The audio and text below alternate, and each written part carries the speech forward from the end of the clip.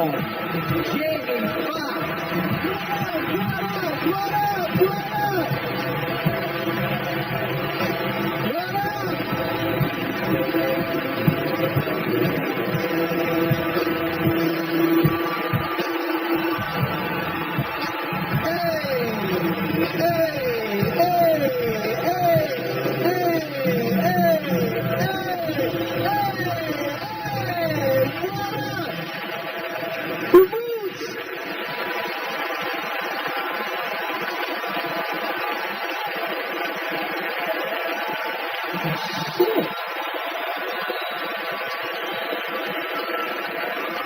Listen, Eddie was supposed to host the Oscars and he changed his mind.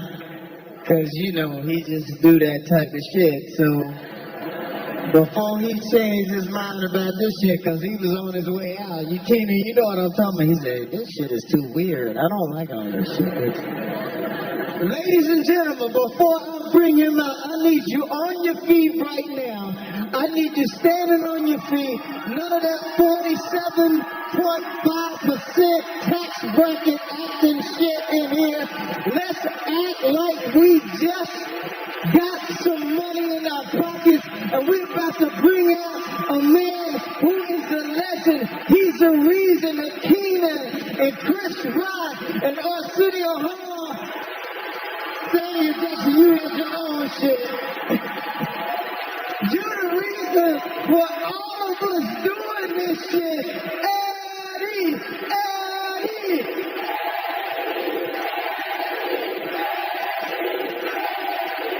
Ladies and gentlemen, Eddie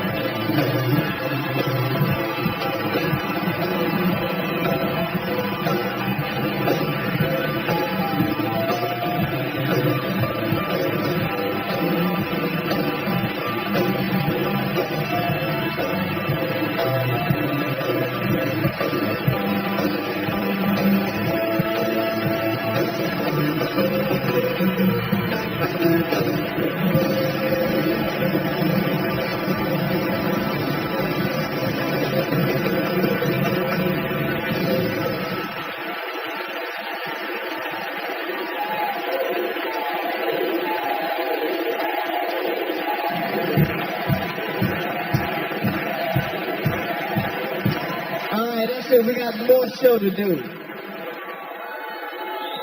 Not one comedian can tell you that they didn't look at Eddie Murphy and want to be like him. Eddie Murphy did something that no other comedian did.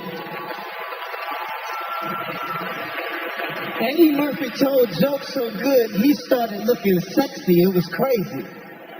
Eddie Murphy would tell jokes in that leather suit, that red leather. I even tried. I said, every time I did my show, I said, I gotta have on some leather, because Eddie Murphy wore some leather. And I remember back at that time, if you could do an Eddie Murphy impersonation, ladies loved that. So you can imagine all through the 80s when I would meet a girl, and they say, do Eddie Murphy as I'm making love to her. And just as I was about to orgasm, I said,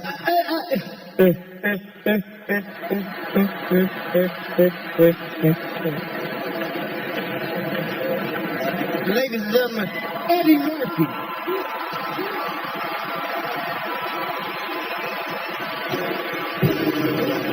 Ladies and gentlemen, Tracy Morgan.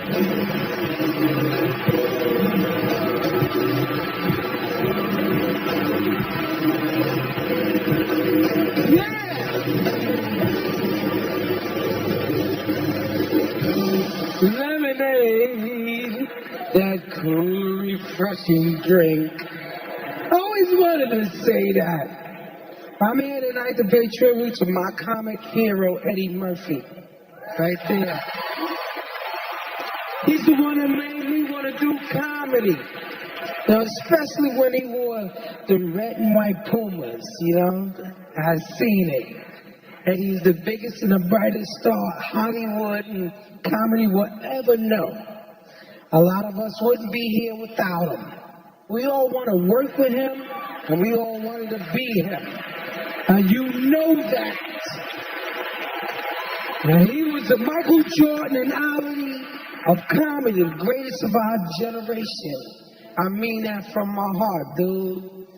You came on Saturday, and was always one person in the house saying, "He's on!"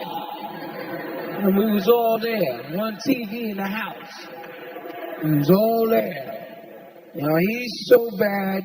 Eddie is so funny. He made the prettiest aunt in my family laugh so hard she farted. But those are the standards Ed Murph set. If you're going to come correct. But I'll tell you what Eddie's real legacy is. He made comedy sexy. That's what I'm all about, sexy. You see this? I'm only going to give y'all 2 stretch marks. I don't want to make girls just laugh. I want to get them pregnant. Because I'm old school. I don't be pulling out. I'm like prison. When I come in, I come in. That's it. And I don't wear rubbers. If you ain't willing to die for it, you really didn't want it. I goes all out, my dude. That's my payoff. That's what it's all about. Matter of fact, he taught me fearlessness, so I'm going to let it hang out tonight. Stand straight. That's all right. Don't be ashamed because you want me, ladies. Before Eddie, young men like me, we had to choose between being sexy and being funny. But when Eddie came out with this fine-ass leather suit and delirious, that's when I realized, hey, I could be sexy and funny at the same time. Now I don't have to choose anymore. Now some of y'all might think that this sexy leather suit in these day and ages looks crazy. But remember, back in 1983, it looked even crazier. So thank God that Eddie had the courage to let his sexy side out. Otherwise, I wouldn't be here right now. So I'm here tonight to give props to my man, my comedic idol, Eddie Murphy. The man who inspired me to become the hilarious, funny sex symbol that I am. I told you I patterned my life after you and Evil Knievel. With a touch of Bruce Lee in there. I also walked in his shoes at Saturday Night Live as a cast member. And I felt honored to walk the same hallways as Chris Rock and Eddie. And if it wasn't for those guys, man, they held the door open for me, so I love them very much, and they mean a lot to me. And I'm here to honor him tonight and pay tribute to Eddie's work on Saturday Night Live. I am Derby, baby. I'm here, Victor. My name is Professor Shabazz K. Martin. Rahim Abdul-Muhammad. Hi, I'm Butler. I'm Green. I'm Dion, and you're not. Ladies and gentlemen, hey! I'm a fairy, damn it. I have feelings, too. Got it. What a silly Negro. This is the Gumby story, damn it. And Gumby does not say damn it. Just this for my new book entitled, I Wanna Be a Hoe. Well, interrupt our programming to bring you the following special report.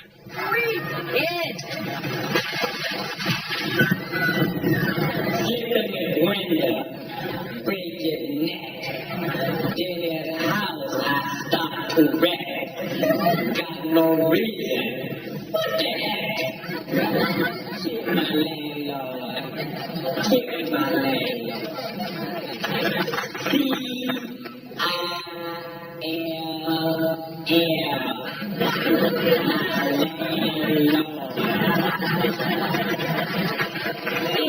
One hell of a day in my neighborhood. A hell of a day for a neighbor. Would you be mine? Could you be mine?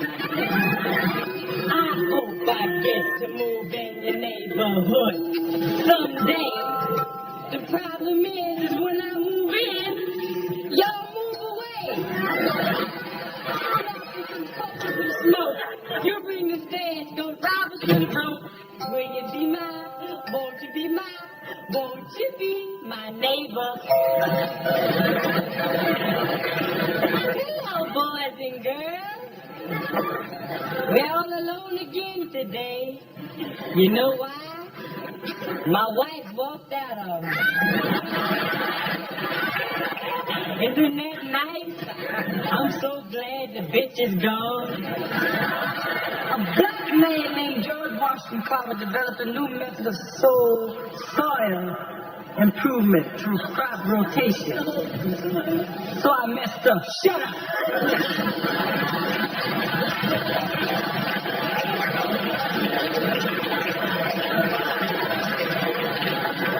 Stop talking so y'all make me smile. I'm the one breaking.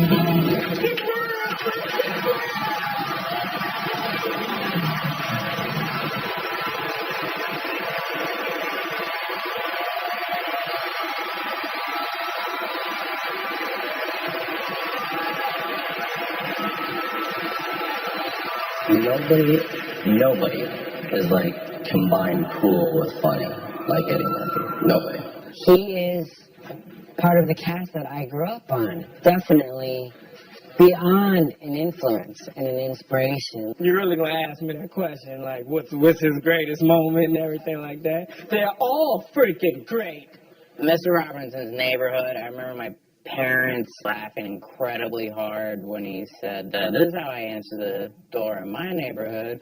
Who is it? Like that, and we lost it. And I watched everything. The Velvet Jones, you could be a high-paying hoe. I remember specifically when he did the thing about the peanut, and he screwed up, and he went, so I screwed up, shut up!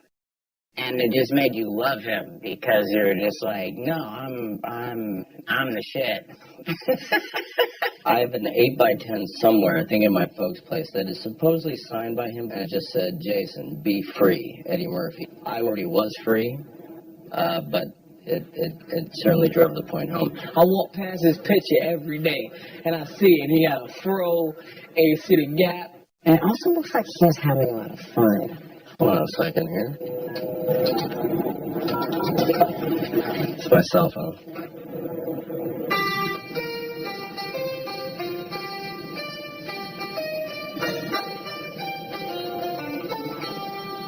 Let me tell you something. Eddie Murphy is the greatest of all time.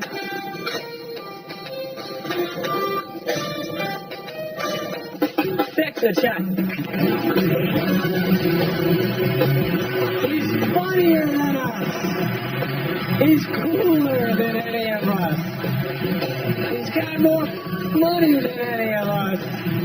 Eddie Murphy, One Night Only is brought to you by the all-new Dodge Dodge. New Rules, Quiznos, Toasty, Pep Boys. Pep Boys does everything for less. Visit PepBoys.com. And Crown Royal Glass, bold as bourbon, smooth as Crown. Please drink responsibly. Please welcome Charlie Murphy.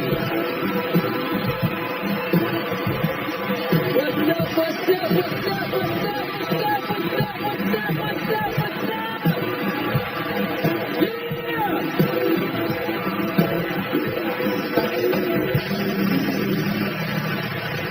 everybody doing tonight?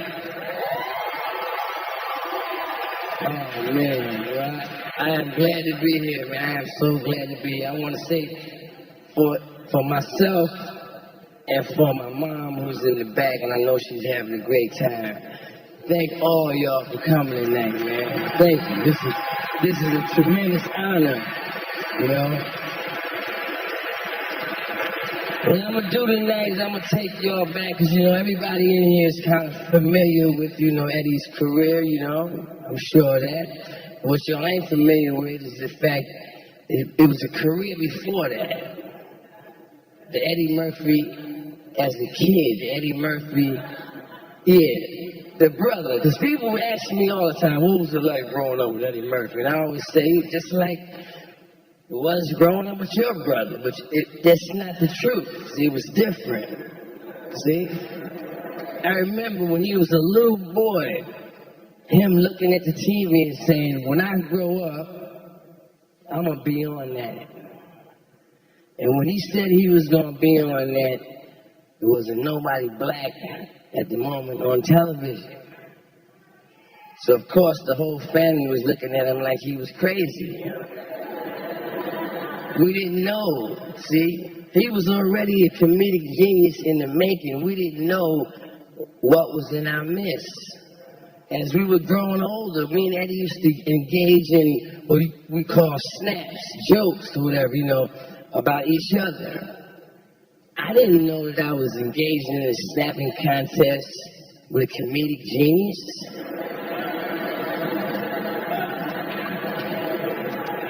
I thought I was just going with another person, and I had to wonder why I always lost every snapping contest. Every snapping contest. When Eddie was 8 years old, he was already telling world-class jokes about me.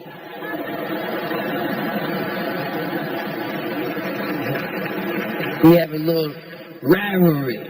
Because people always ask, is there a rivalry between you and Eddie? Yes, there is. We always are going back and forth trying to figure out who has the biggest nose. Every time a speech in San Francisco came on, I would be pissed off because I knew when it went off, he was going to ask me the same question. How much did that man pay you to rinse your nose?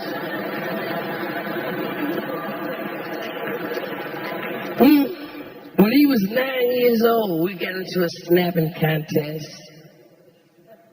And I'll never forget, he told me, my nose looks like an upside down black power symbol.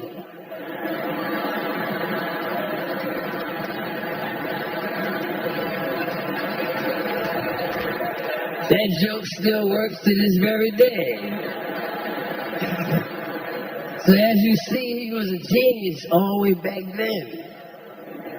My brother knows that I love him because I told him that many times before. But my problem has been, you know, because of the man he's become, I never felt that I was able to say it quite loud enough. So I want all of y'all to help me right now. I want all y'all to stand up.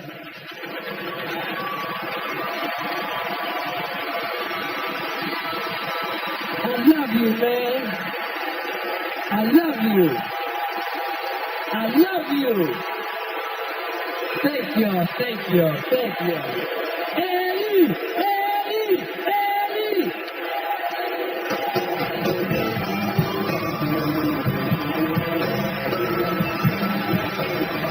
Ladies and gentlemen, Adam Samuel.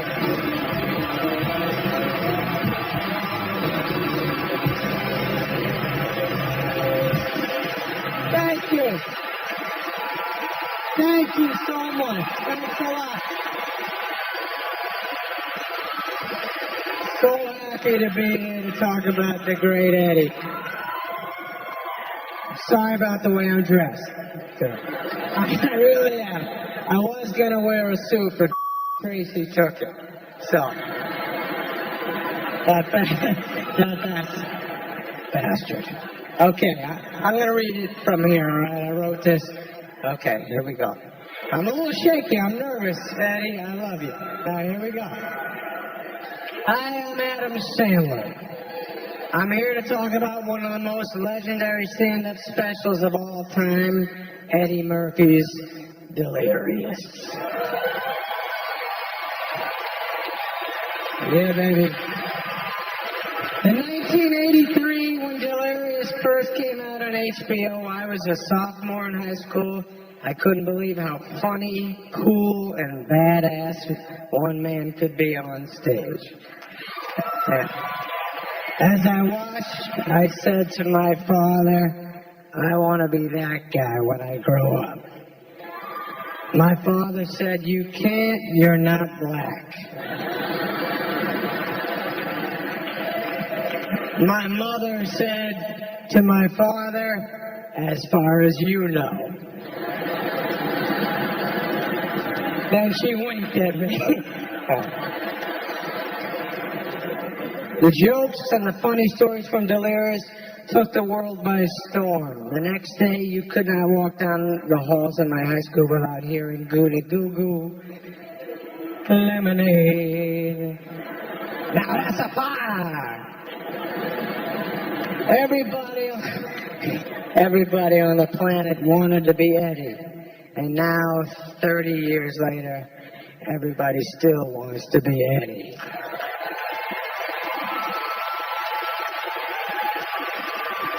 He's funnier than us. He's cooler than any of us. He's got more money than any of us. And he's got a bigger, well, Arsenio has a bigger dick than any of us, but he still got to walk around with those E.T. fingers. You heard me, Arsenio. I'm sorry, Arsenio. At least I told everybody you got a big dick. Rock told me, by the way, Arsenio.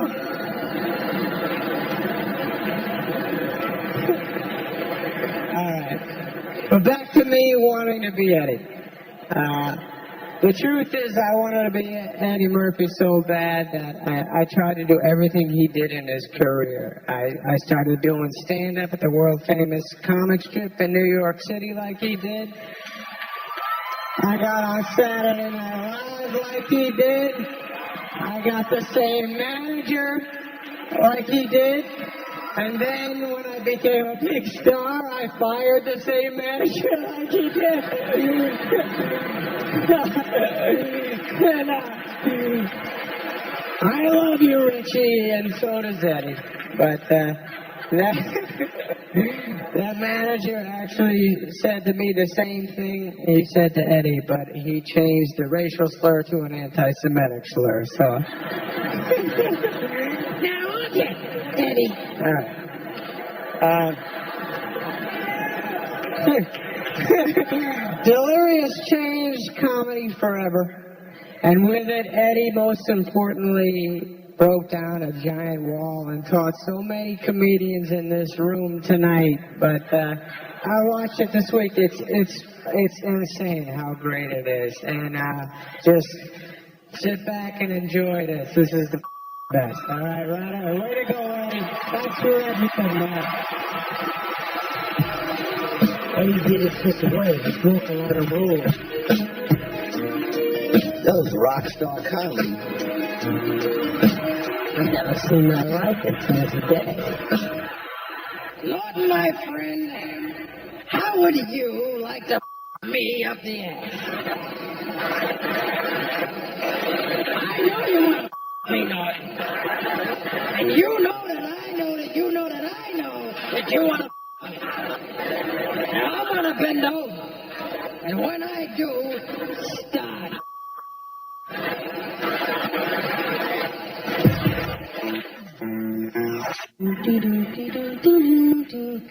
I say, the Ice Cream Man, the head is, I want this over here, and a toast on my father, and give me this ice over here, and vanilla toast. Thank you, Ice Cream Man. Thank you, Ice Cream Man. Thank you. And you get your ice cream. I get my ice cream. I remember I'll get my ice cream. And I didn't eat it. I sang for a little while. I have some ice cream. I have some ice cream. I have some ice cream. And I'm gonna eat it all. I'm gonna eat it all.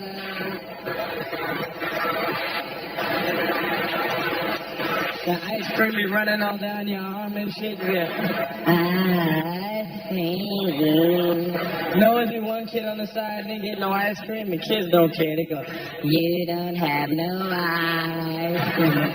You didn't get none 'cause you are on the welfare. You can't afford it. You can't afford it. And his father is the alcoholic. Yes, he wants to eat some of my ice cream, but wanna lick it? Like, you want some ice cream? You want some ice cream? I'm like, you eat all of my ice cream. You cannot have some. You can't.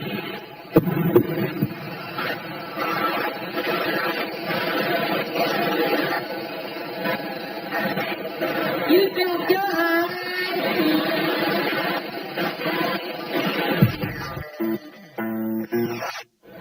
And my pops be up every 4th of July, man, every cookout. And black men like to claim the house when they're drunk.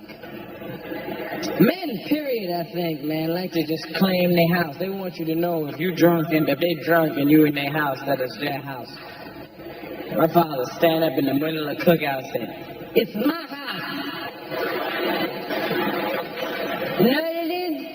And if you don't like it, you get the out. I don't give a. I don't give a. I pay the mother bills in this mother. And hey, kiss my ass if you don't like it. Yes. Then he attacked the whole family, right? He said, Gus, ask a question. Come here. This is a question, Gus. What the is wrong with your wife? Why can't she walk a flight of steps? You come over every mother year, Gus, and you burn down the mother backyard, and your wife rips down the steps. Why? I worked hard to get my place beautiful. Look at the mother steps that up, Gus. Why can't she walk a step? You know why your wife can't walk a step? Because she's a fat, hairy bitch. That's why. But you know what it is, Gus? I figured out about your wife. And I'm going to say it, and my wife, I'm going to what my wife said she can shut the up. I'm going to tell you something. I figured out about your wife. I know where you met your wife. You told me you met your wife 15 years ago on a camping trip, and that your wife was Puerto Rican? Your wife ain't no mother Puerto Rican. I thought she was when I first met her, Gus. Because I walk up, I said, hello, it's good to meet you. My name is Vernon. And she said, hello, I'm Bunny. Goonie Google. What the does Goonie Google mean, Gus? I don't know what the that shit is to this day. I thought I learned some new Spanish shit. I went up to my friend and asked Sanchez, Goonie Google. And Sanchez said, get the out of here. So I've been walking around for years confused, and I finally figured out about your wife, where you met your wife. You didn't meet your mother wife on no camping trip. Your wife's a Bigfoot, isn't she, Gus? Your wife is a Bigfoot, isn't she? That's why the bitch mustache is so mother thick. But you shaved the bitch down and taught her to speak. I know a mother Bigfoot when I see one. Don't bring a Bigfoot in my home, Gus, with my children. The bitch can't talk, she can't walk a flight of steps. She's not trained well, Gus. She cannot walk steps. I bet she climbed the out of a tree, though, don't she, Gus?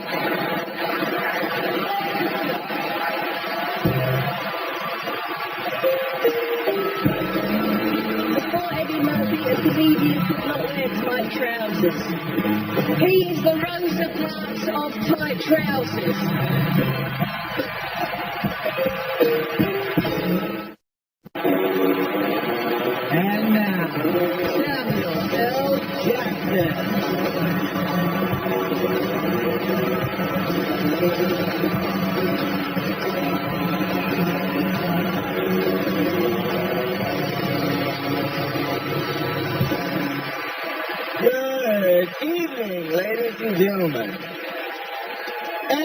Murphy is a man who changed the course of American film history. And I don't exaggerate when I say that. He did it in 1987 when he gave me, Sam Jackson, my first speaking role in a major film, and thereby launched my career.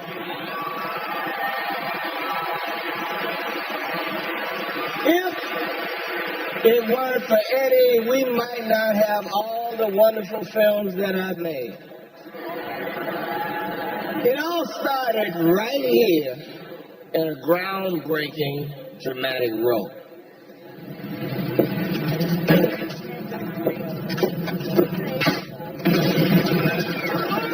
Everybody shut up and do what I say. Get the money out. Stay cool. Nobody gets hurt. Take the money out. All of it. Don't stall me, fat boy. Let's go. Come on. Anybody move, I'll blow your head off. Be cool. Come on. Stop stalling. Come on! Don't stall me! All of it!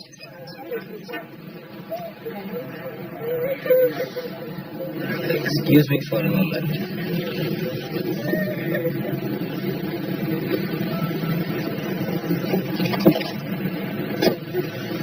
It would be wise for you to put the weapon down. Who the is this asshole? I've warned you. I'll be forced to thrash you. You.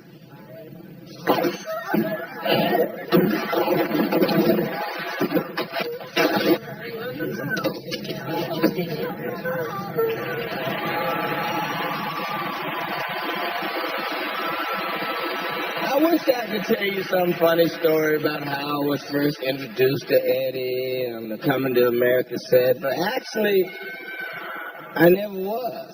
He walked by me several times and never said shit.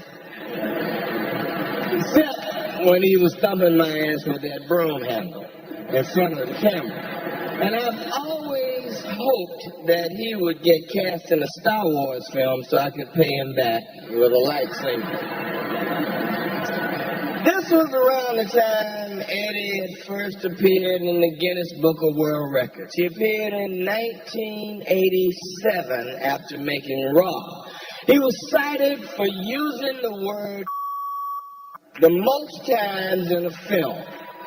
223 times. Now, that's quite an accomplishment. And I personally found it inspirational. I figured if a mother like Eddie Murphy could make it by using the F word over and over, and a good-looking motherfucker like me could go a long way just using the word most. It was obviously a lot more than one word that launched Eddie Murphy. He is a true movie star. He demonstrated that in the early 80s when two massive films transformed his career and the motion picture business in general. 48 Hours turned Eddie from a TV comic into a full-blown action movie star. Then came Beverly Hills Cop, which not only made Eddie into a Beverly Hills homeowner, it turned him into the international superstar that he still is today.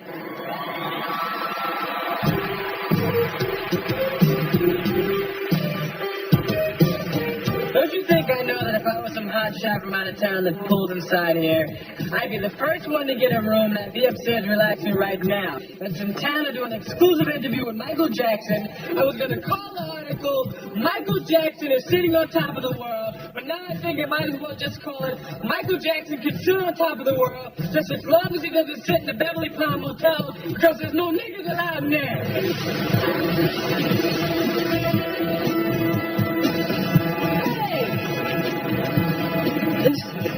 biggest and nicest police car I've ever been in my life. I stayed for a while because I wanted some peace.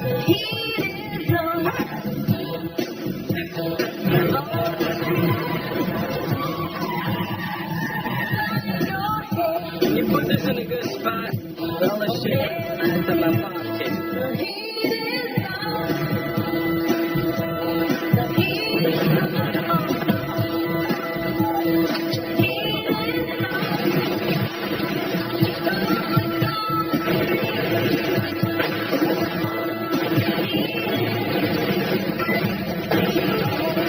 You're not gonna fall for the banana in the tailpipe?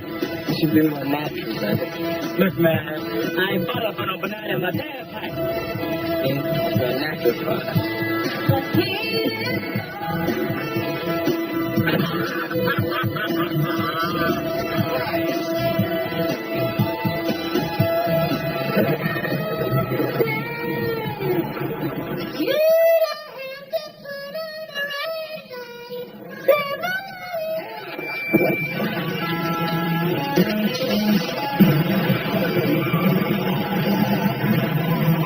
We partners, we brothers, and we friends. And if things get the way, you're gonna be sorry you ever met me. I'm already sorry. $500 suit on, you're still a lowlife. Yeah, but I look good. I'm looking for a little boy by the name of Billy there. Never heard of him. Heard of him now, man? Alright, listen up. I hate rednecks. You people are rednecks. It means I'm enjoying this shit.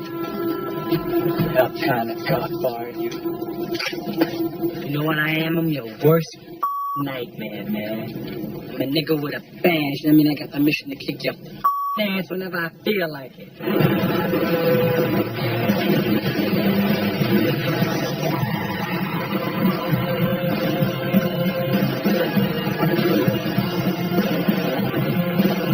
What's happening, Luther?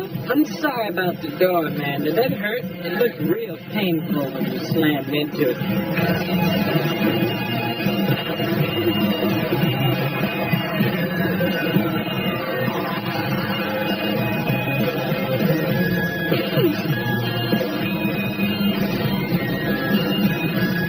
New sheriff in town. His name is Reggie Hammond. Tell me a story. Dude. Oh, that's one of my favorites. Please welcome Russell Brand.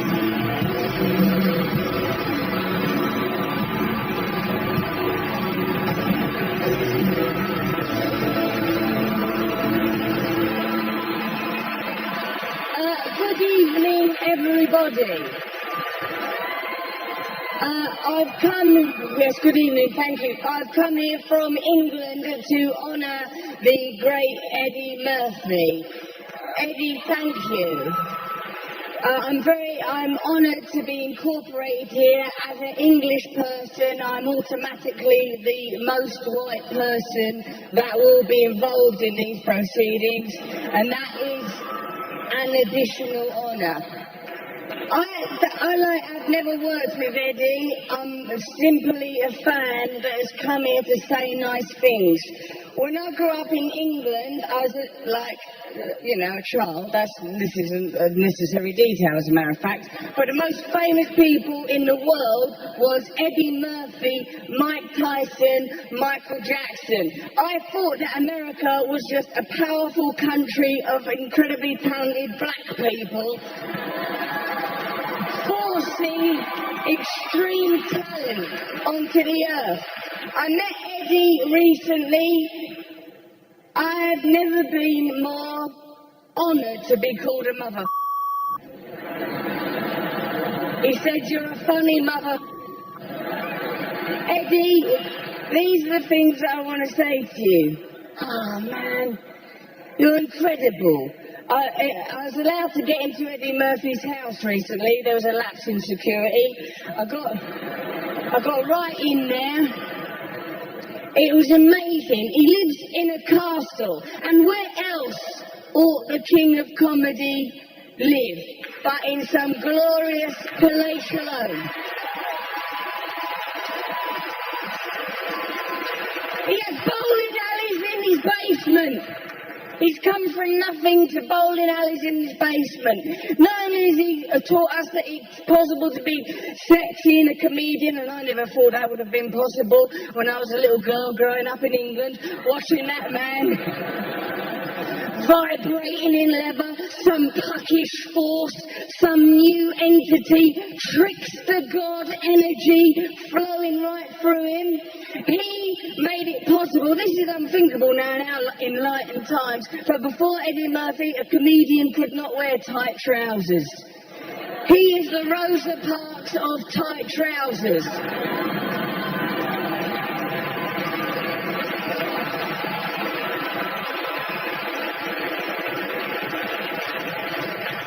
I'm very, very honoured to be a part of this. I would forgive you anything, even as an Englishman. Have all the Spice Girls for all I care. There's not enough Spice Girls in the world. We are in the company of a great man tonight. Let's celebrate him, let's honour him, let's look forward to more Eddie Murphy movies, and let's enjoy him and beam love right at him. Let's have a look at Trading Places.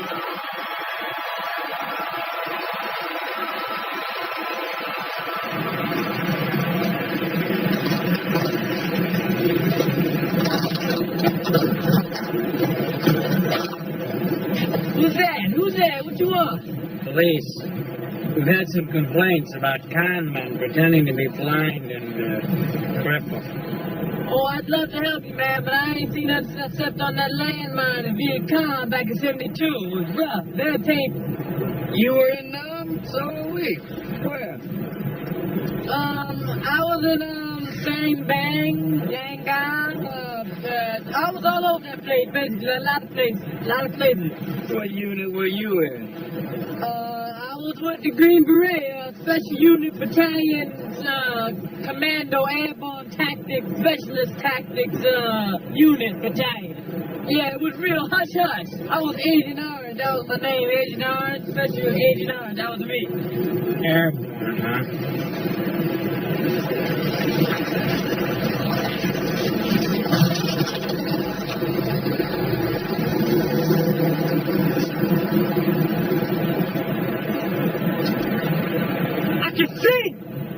I can see! I have legs! I have no, oh shit, look at this! Man, I can walk! Jesus! Praise Jesus! I appreciate this. Oh, this is beautiful. I can't believe. Thank y'all. I don't know what to do.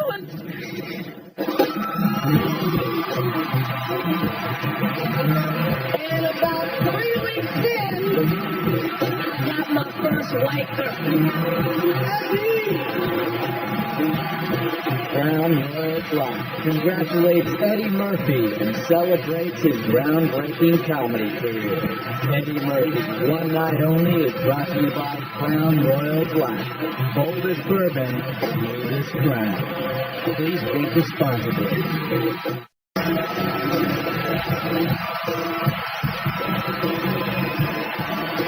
Ladies and gentlemen, Chris Rock.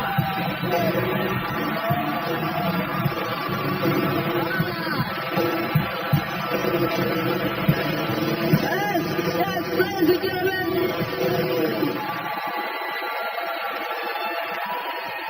We're all gathered here tonight to honor the great Eddie Murphy. I'm one of the many comedians out here. Me, Martin Lawrence, Chris Tucker, Dave Chappelle, who has been called the next Eddie Murphy. And we're not the next Eddie Murphy. I want to say there's a lot of cool people here. I see Judge Reinhold in the house. That's right. That's the Beverly Hills Cop table. The Pluto Nash table's way up there. Them niggas didn't even get in tonight. Nah. I have known Eddie Murphy for a while. I met Eddie years ago. This is a true story. I met Eddie at the comic strip. He saw me perform. And this was before Eddie was met. This was like, I met the real Eddie Murphy. I didn't meet Dr. Doolittle, okay? I met Eddie Murphy in a leather suit, like a green, livid leather suit with boots on. People think he used to just wear that doing stand-up. This nigga used to walk around with that shit in Kmart, okay? For real. He looked like a superhero, okay? And so I met Eddie Murphy, and Eddie was rolling large back then. So it's like, yo, just come hang out with us. We're going to L.A. And I went to L.A. I got my first plane, okay? First time I got on a plane. First time I stayed at a hotel. First time I had shrimp. Okay? I'm not making any of this up. So I'm out there in LA, I'm staying at the Batage or Menage, one of those hotels, right? And about 3 weeks in, I got my first white girl. And the true story. So, like, her name was Candy, right? And I'm like, yeah, man, I'm Candy. And Ray and Fruity like, Candy? And then out of nowhere, Fruity gives me a cookie jar of penicillin.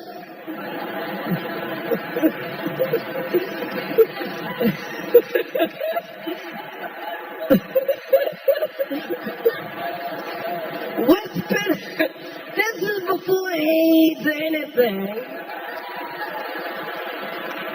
That's how they was rolling. Cookie jar of penicillin. So, yes. Anyway, years later, I have my own career, and I'm on Saturday Night Live. And they hired me. They hired me thinking, oh, the next Eddie. Boy, were they disappointed. But one day Eddie comes to visit me. This is so embarrassing. He comes to visit, like, I didn't know he was showing up, and he shows up. And not just to visit me, but visit the show.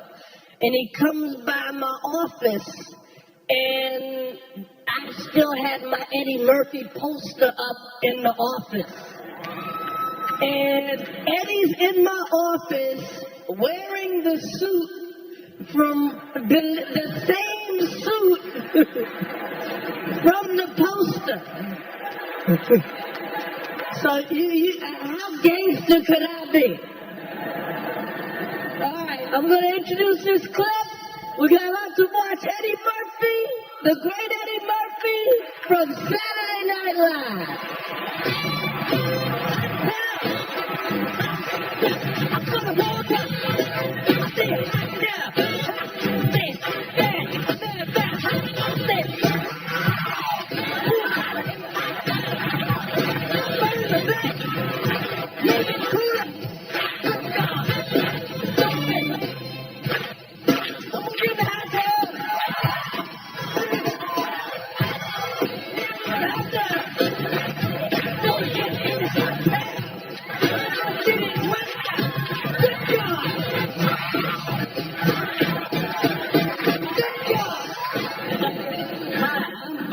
Remember me?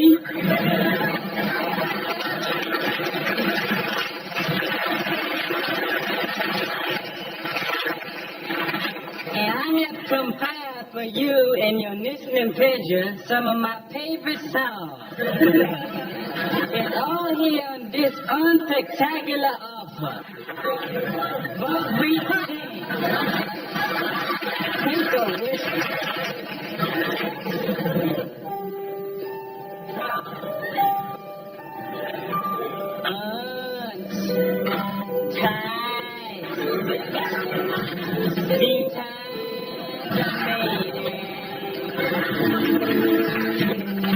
Yes, they're all here.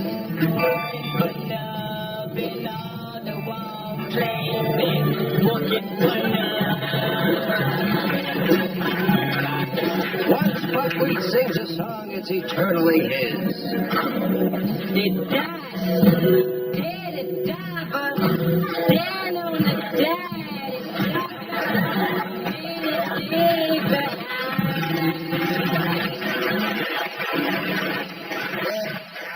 My son, you don't even know the words. Lovely as a summer day. Listen. My shady amor, distant as a Milky Way.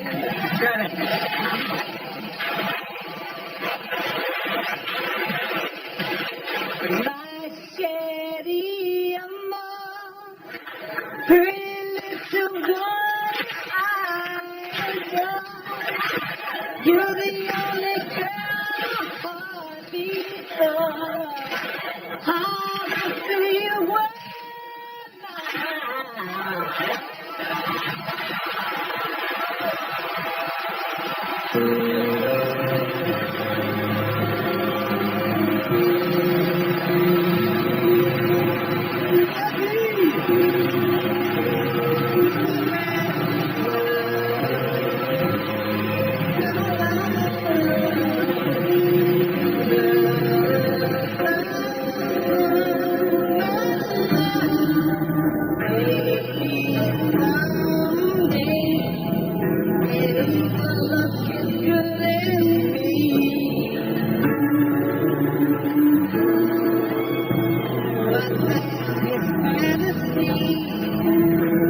it will never ever be.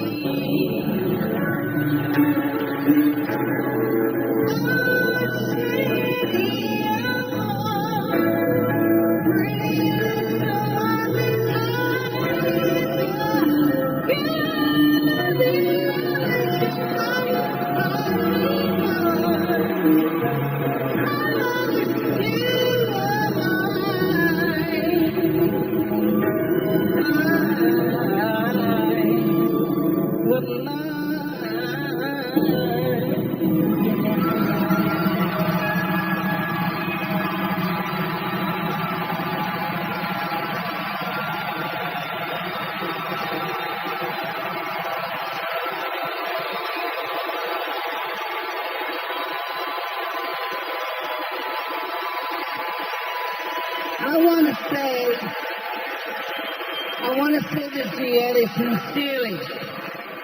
You know, what I always liked about your humor is that not only was it funny, but even the person that you were talking about could laugh about it too. To me, that's real humor. I just congratulate you tonight, and I still have watched some of your movies. And the one that I mean, a lot of them I really enjoyed, but the one I liked was Coming to America. But it was close to me because there was a song that you did that I liked as well as a little boy. Not too much more younger than you.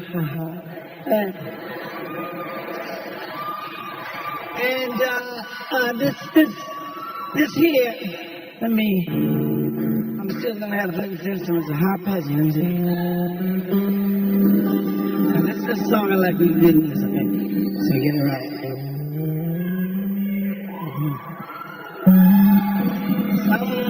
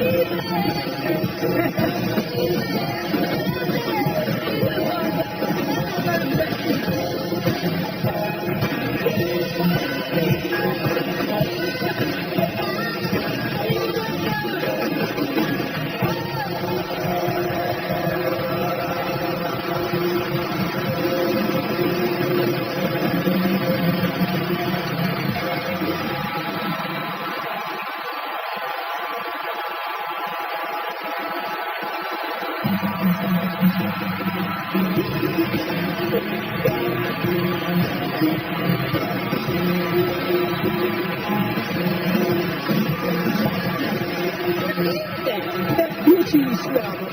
Yeah, that blue cheese.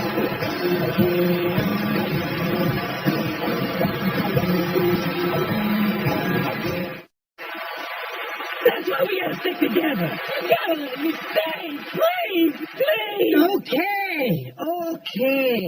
One night only. Will you don't? Now this is gonna be fun. We can stay up late swapping manly stories, and in the morning, I'm making waffles.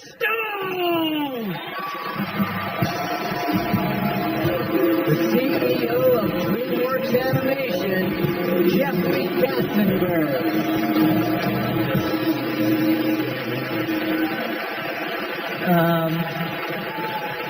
So everybody realized that Eddie Murphy and Stevie Wonder were just up here jamming like crazy.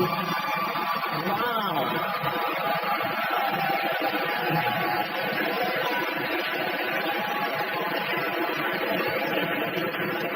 And I have to follow that shit? What is up with this?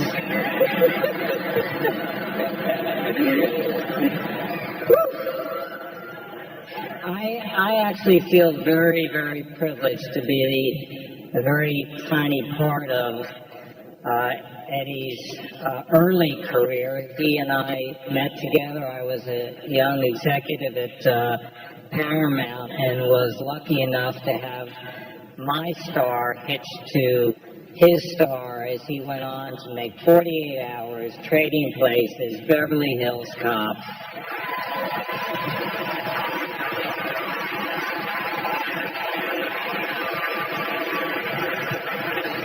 So when Shrek came along and I heard about this character Donkey, I knew we just had to get Eddie. So think about this. I had to call Eddie up and say to him, got a great opportunity for us together, Eddie. I'd like you to play a fast-talking, music-croning, crazy-making, talking donkey. It'll be a great career move for you. Shrek went on to become the biggest animated movie of 2001, the first animated movie ever to win an Academy Award. And as for Donkey, he joined the incredible pantheon of absolutely unforgettable Eddie Murphy characters. Let's take a look at Eddie Murphy, Donkey, and Shrek.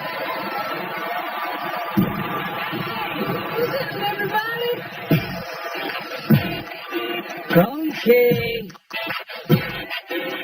gonna be fun. We can stay up late, swapping manly stories in the morning. I'm making waffles. Oh! Fred, did you do that? There's no way to behave in front of a princess. Thanks. She's as nasty as you are. You love this woman, don't you? Yes. You want to hold her? Yes. Please. Yes. And you got to try a little tenderness. I know you probably hear this all the time from your food, but you must bleach yourself because that is one dazzling smile you got there.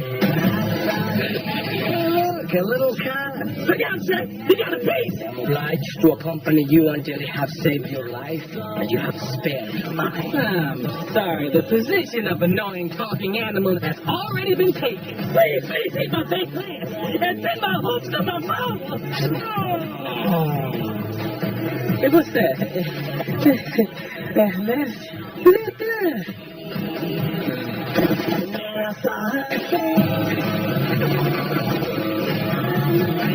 Don't look down. Don't look down.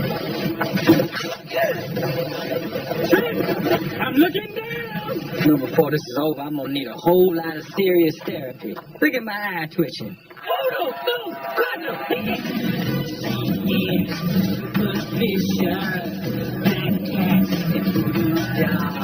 Give me that bite.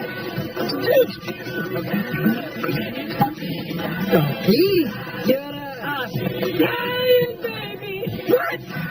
Try this place. Yeah, right.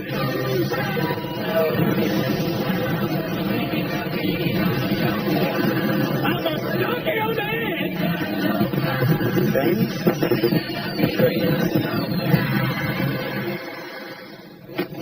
I think that went pretty well. donkey.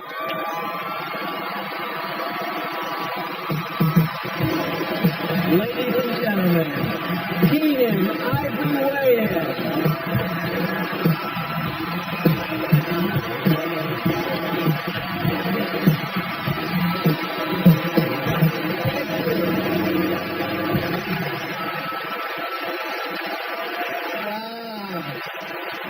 Thank you very much. You know, when they asked me to do this tonight, it was a little weird. Like I didn't know, like what would I talk about, you know? And I'm listening to everybody else talk throughout the night. The one thing that I have in my friendship with Eddie is that I really know him. You know, like, not that everybody else doesn't, but I mean, I met Eddie when he was 16 years old. I was 19.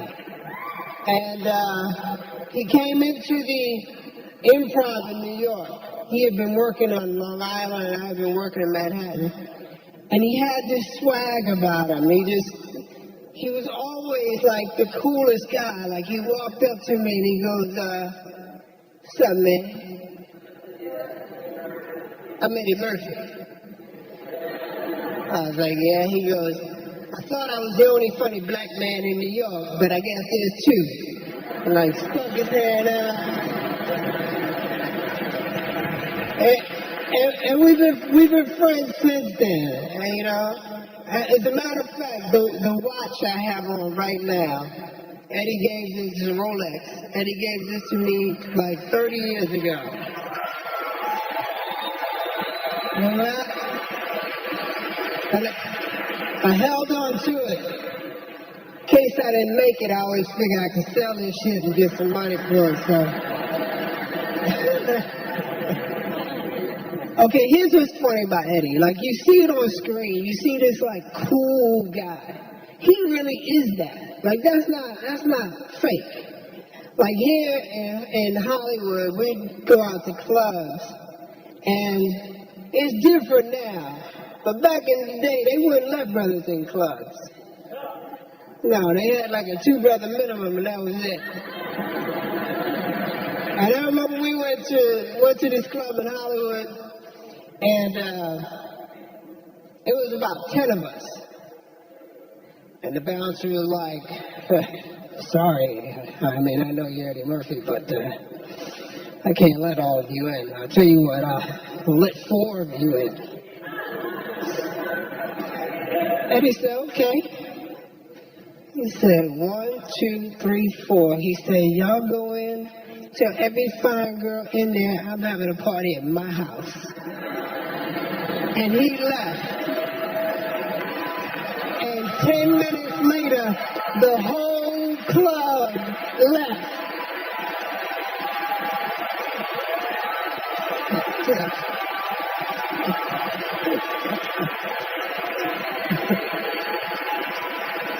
We went back the next week, and there was 20 of us. They let us all in. Right this way. Eddie had a generosity about him, not just to me, but all the people around him, his family, all of his friends. He looked out. And as a friend, I've been truly blessed to know him and to be a part of all of his success. It's funny, when you are somebody's friend, you're so busy living life, you don't get to observe it. And that's the beauty of tonight, is like, this is one of the first times I sit back and I go, wow, my friend did all of that. You know what I mean? And I was there. You know, I was right there watching it happen. You know? So, I just want to say how much I love you, appreciate you as a talent, as a man, but more than anything, as a friend.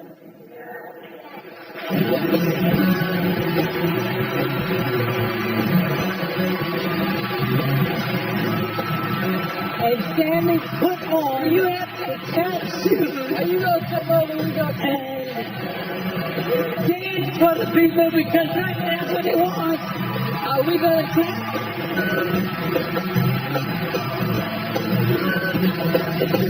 Sit down all the way in a program. Figured she was trying to kill me.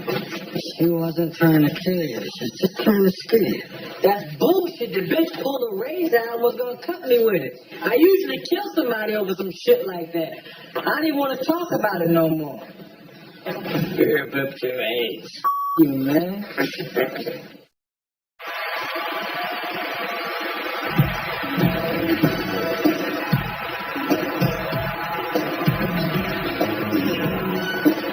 I hope you don't mind me coming over and sitting down.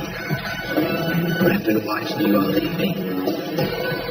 And I want to tear you apart. And your friend too.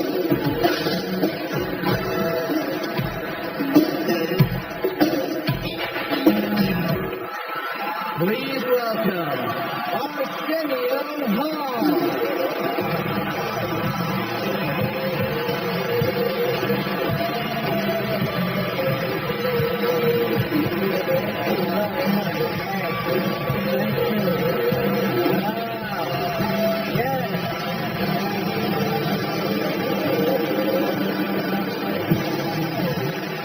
Yes, I know you. You're the man. So much great material, right? Well, what can I say that hasn't been said already? Probably nothing, so I'd like to talk about my penis for the next 5 minutes.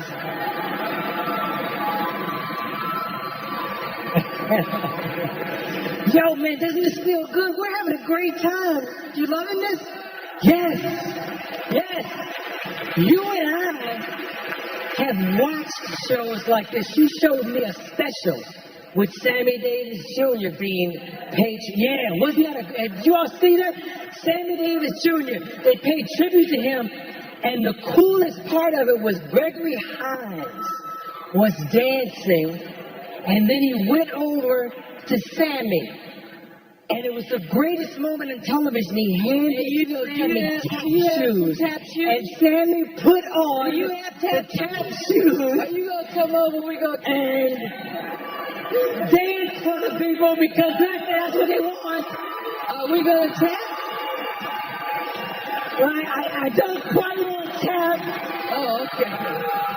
but I know they would love for you to grab a mic and do what you do, or come and do stand-up, like spontaneously. Just do an hour of stand-up. Just come up here. That'll be free. This show. Eddie Murphy. Wait, he got something else to say. Wait, that's the obvious choice. Wait. That's the obvious choice. No.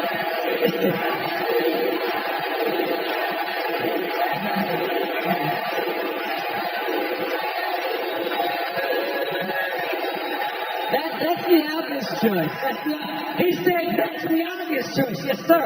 But this is my night, Yes. and I would much rather that we tap dance. Let me go read the prompt, right? I will go read. Hey, man, I remember the day you called me and told me your idea for coming to America. And I can't, yes, he told me on the phone. And he said, but there's something missing. There's still something missing. And the next day you showed me a yellow pad, and on it you had started to write different things about characters. You said, yo, man, when I come to America, I should be all the different people I meet. Because they wanted me to do characters since I left SNL.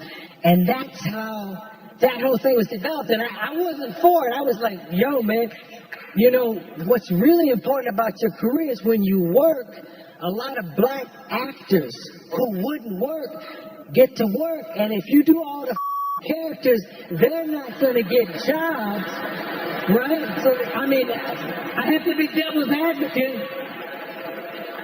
And like usual, he wasn't paying attention to anything I was saying. And he said, and you can play a bunch of characters too. And I was like, them niggas, let them get their own jobs. You can't save the whole town, you know?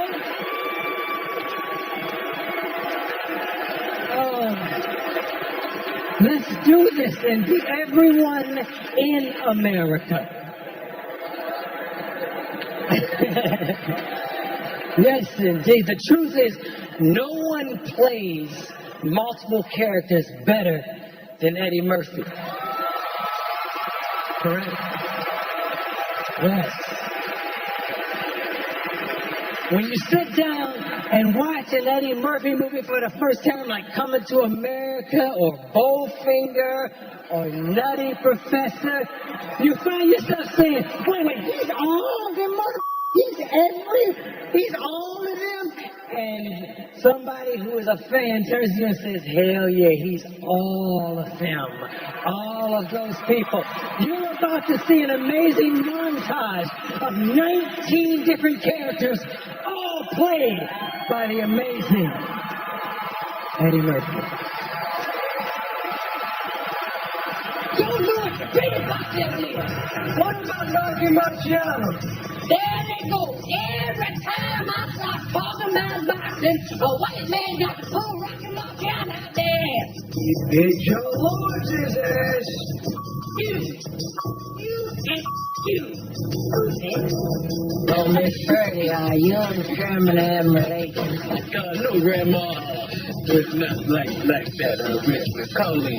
Me and Grandpa was trying to eat. Next thing you know, he's on top of me in the shed, pumping and sweating.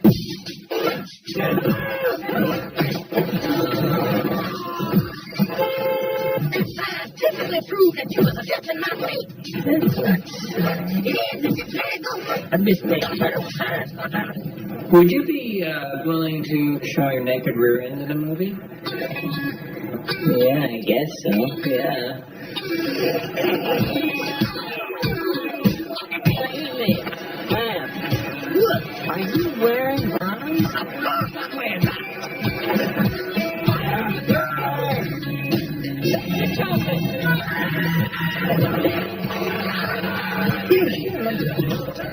think I do remember hearing something on TV about colon cleaners. They say everyone should have one. You want your colon clean? Right, I'm gonna clean mine. My colon is clean. I'm talking squeaky clean. Awesome.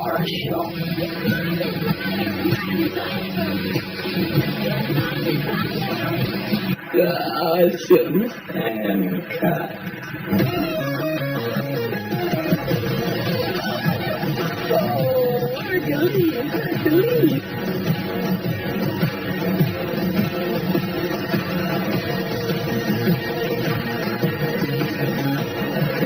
If you want to try this, you want to start out?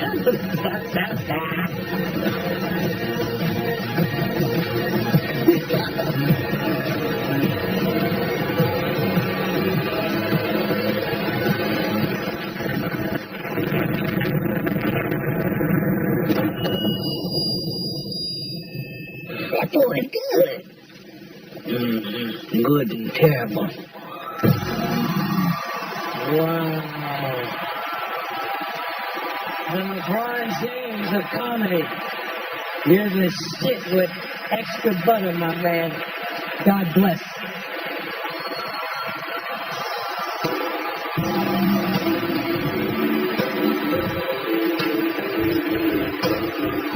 And once I seen him, I said, oh, shit. I got work to do. Eddie Murphy, One Night Only is brought to you by Crown Royal Black. Boldest bourbon, smoothest crown. Please drink responsibly. Quiznos, Toasty, and the all-new Dodge Dart. Dodge, new rules.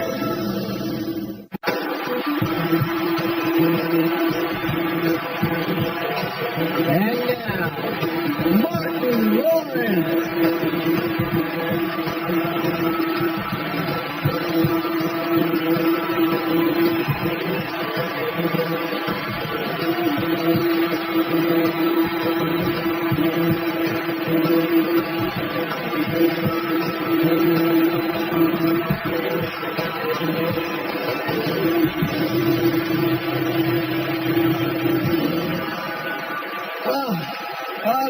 Hello, how are y'all? How are you doing? Wow.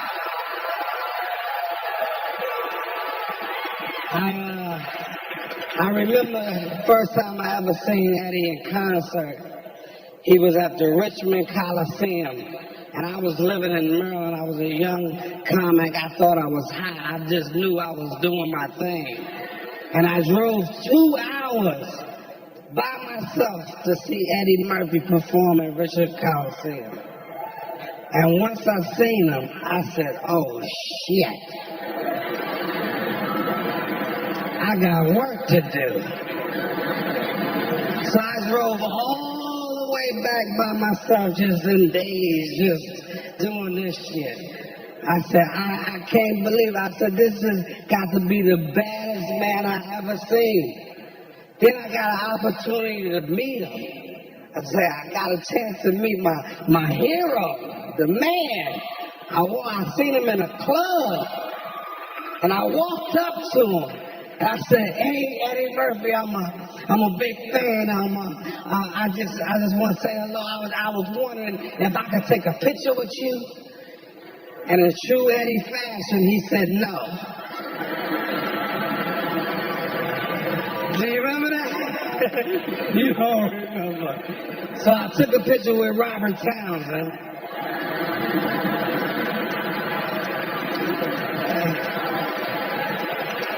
And what else, man? Raw. What can I say, man? Raw, one of the best concert films ever. The highest grossing concert film of all time. It inspired me inspired me, made me want to do concerts like Eddie. If you notice in my concerts, I wear the leather suits and shit. But Eddie's was a little tighter and shit. His would hug his nuts and shit, all that. Mine was a little looser. But let's check out the clip of Raw. Check it out.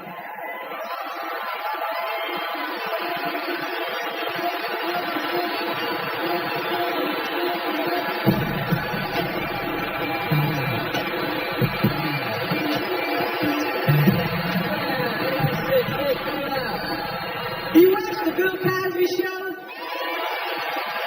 When Bill Cosby chastises you, you forget you grown. You feel like one of the Cosby kids and shit. I would like to talk to you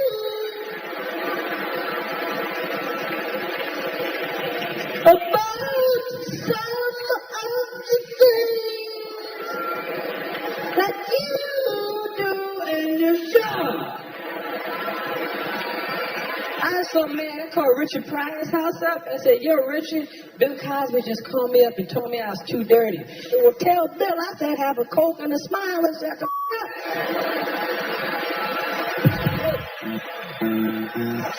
Got to be careful. They say having casual sex nowadays is like playing Russian roulette. And I know I've thrown my dick on the crack table many a night.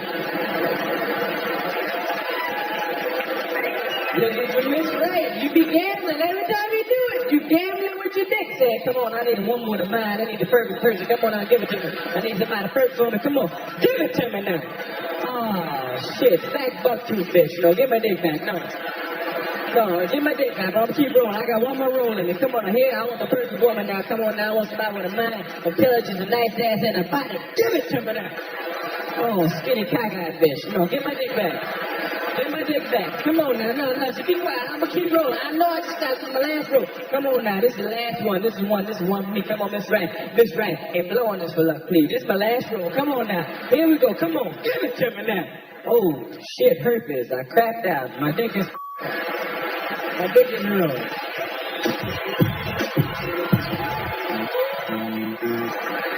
I said, where you going? You don't own me. You my woman, ain't you? I don't see no rings on these fingers. You gonna put a ring on this finger? Well, then you don't own me in, okay? First of all, let me tell you, I don't give a who you are or what you have, okay? You got a whole lot of nerve to come inside and ask me where I'm going. I come and go as I please. I don't answer my father. I ain't gonna answer no man either. Ain't no man gonna tell me where I can go. I come and go. You got a whole lot of nerve. Who the hell do you think you are anyway? Or come and ask me where I'm going? Nobody owns me. I own myself. I'm my own person.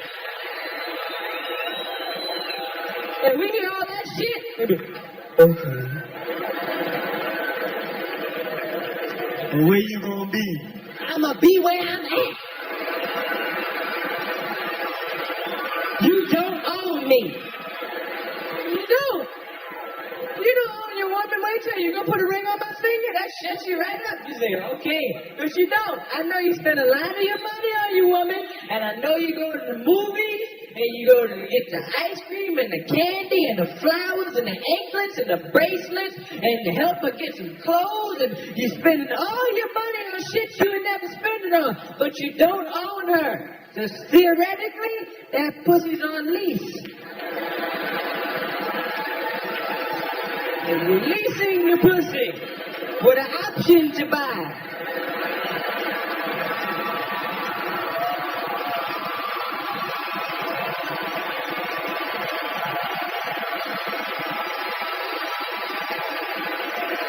Eddie Murphy, man, true king of comedy, man.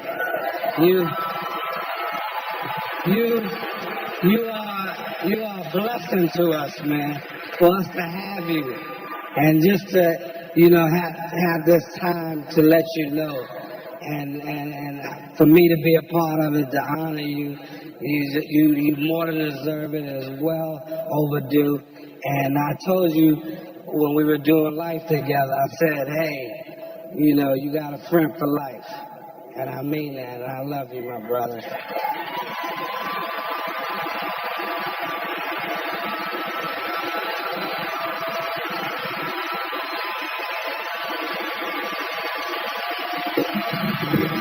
I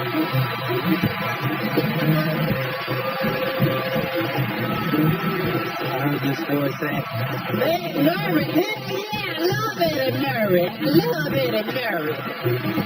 If you have watched Saturday Night Live the past few months, you already know my next guest. He's emerged as one of the brightest lights of the cast on that show, and this is his first time on the Tonight program. Would you welcome Eddie Murphy?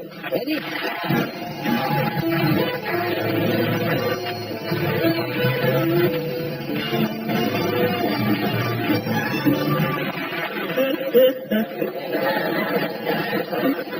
I'm gonna quit show business. Making my announcement.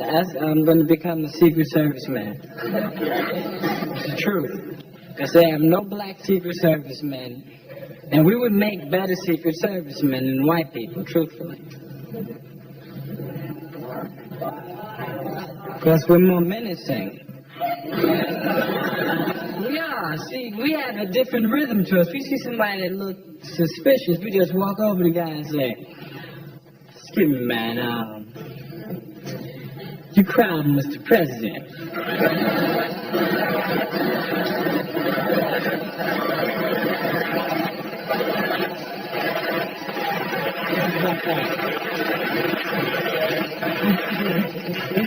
Then I'm gonna run for president, because we haven't had any black presidents lately either, have we? Somebody black should run. It'd be different. There's nothing to lose. It'd be fun, man. It can't get no worse than it's been the past 100 years. I figured, why not take the risk? Everybody's afraid to run, though, because they know that even though it's 1982, it's still a risky business to be the first black president. You know, you have to give speeches like this. My fellow Americans, president up here, we people must get together and join hands. And must be people up here.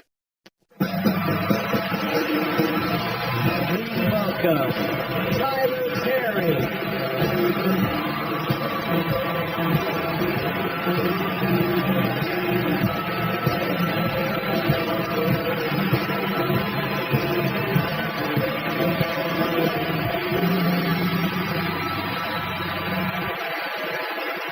Good evening, good evening, good evening.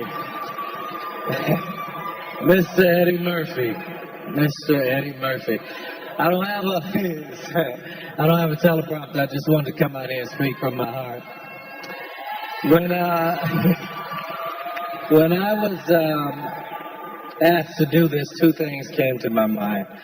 One was I heard this voice saying, Eddie Murray, hell yeah, I love Eddie Murray. I love Eddie Murray. but the more serious side of me wanted to just come and say thank you. Because what you have done, my friend, is nothing short of remarkable. And a lot of times you can be inside of your life and you miss the incredibleness of it all. You have blazed a trail for a generation, for all of us to look up to aspire to hope to. I look at, man, when I saw you do all of those different characters, I didn't even know that was possible. And I tried my best, but I'll never be as good as you are at what you do. You are brilliant, my friend. Brilliant.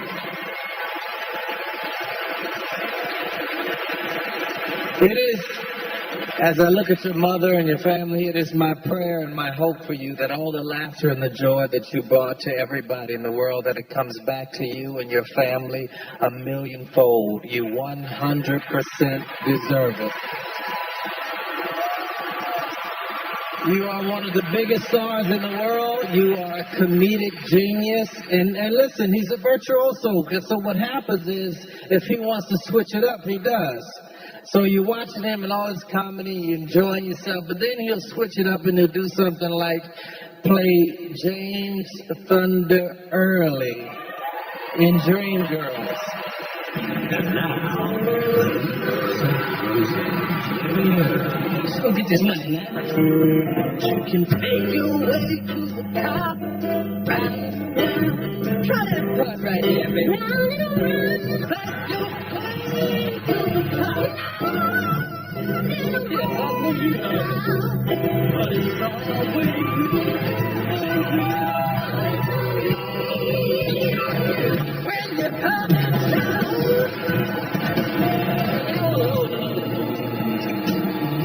Hey, Curtis, this supposed to be your night, right? Let's have some happy times, right? What the hell's he doing? 1, 2, 3, hit me! Pop, pop, pop it out of me, pop, pop, pop. Yeah, baseman! Come on up! 1, 2, 3, ladies, thank you so much. At your feet, baby. Exactly what would you like Jimmy to do for you, baby? I warn you to lay off the woman that you work with. You got time to go out and find them. I'm always working, baby.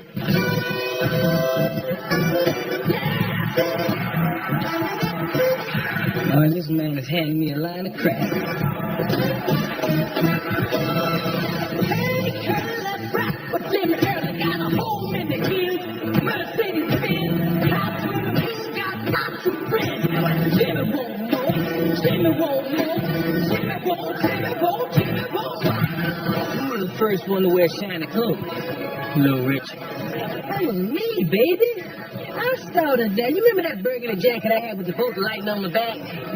Lightning was in glitter. Can't do good. What I can do, baby, is show my soul. Jimmy got soul. Jimmy got soul. Jimmy got soul. Take it out. Jimmy don't belong to no one.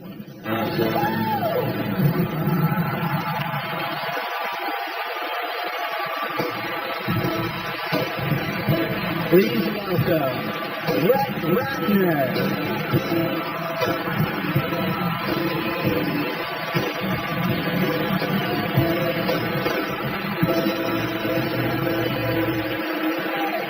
Good evening, ladies and gentlemen, and welcome to the 84th Annual Academy Awards.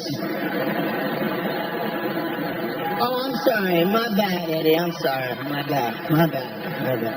I'm Brett Ratner, and I directed Eddie and Ben Stiller in Tower Heist.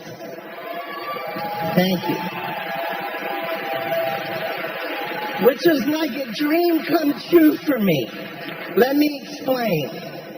When I was just a little Jewish kid growing up in Miami, I saw a movie called Delirious.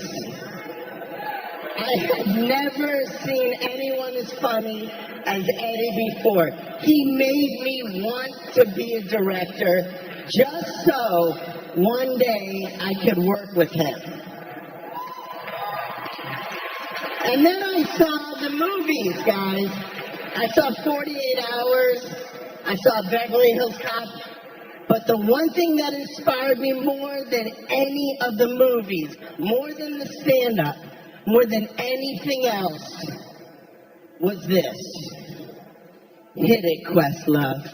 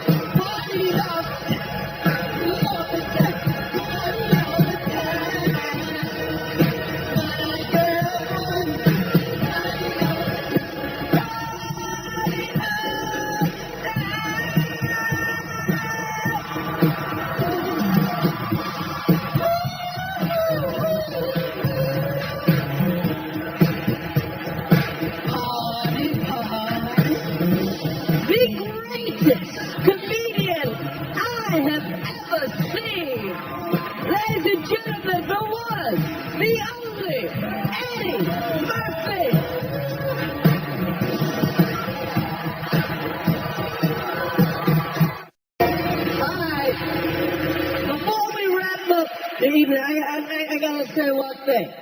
We see Eddie Murphy in movies. We see him on, do stand-up. We see him on Saturday Night Live. But people don't realize Eddie is actually funny off stage.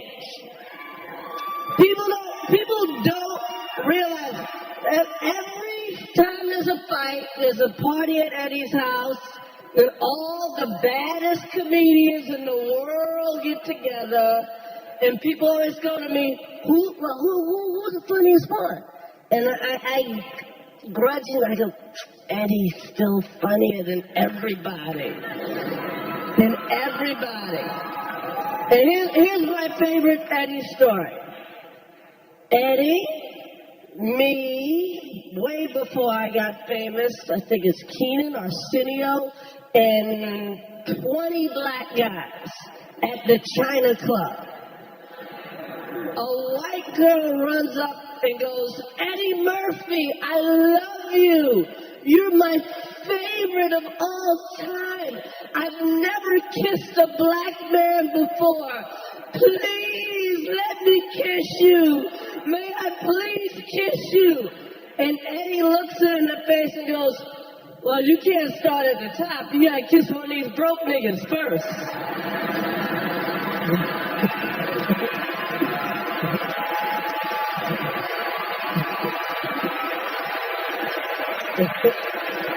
Right? True story! True story! But y'all don't want to hear no more from me. The best that this man right now, people go, if it wasn't for Eddie Murphy, I would work at UPS. And I'll be a funny nigga at UPS. But I work at UPS. But ladies and gentlemen, allow me the pleasure to bring to the stage the greatest comedian I have ever seen. Ladies and gentlemen, the one, the only, Eddie Murphy.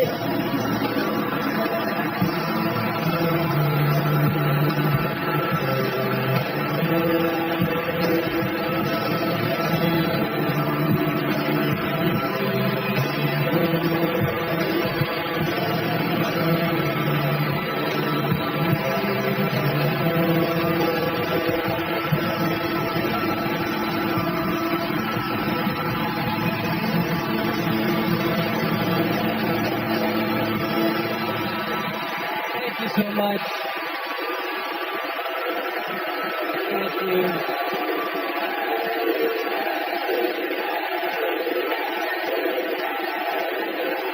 Thank you. Thank you so much. Thank you. I am a very, very bitter man. No, and to touch me is really a hard thing to do. I don't get touched easily, and I'm really touched by this everybody coming out and being so nice to me, and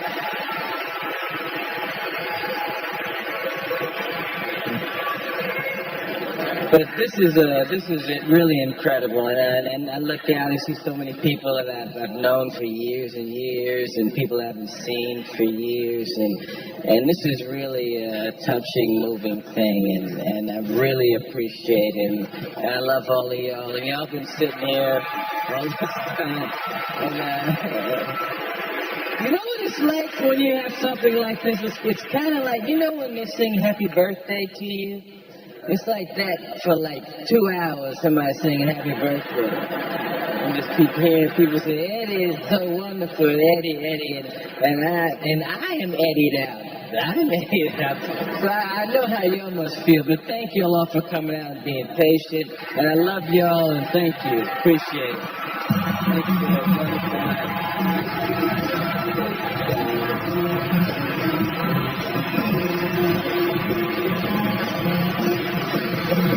Thank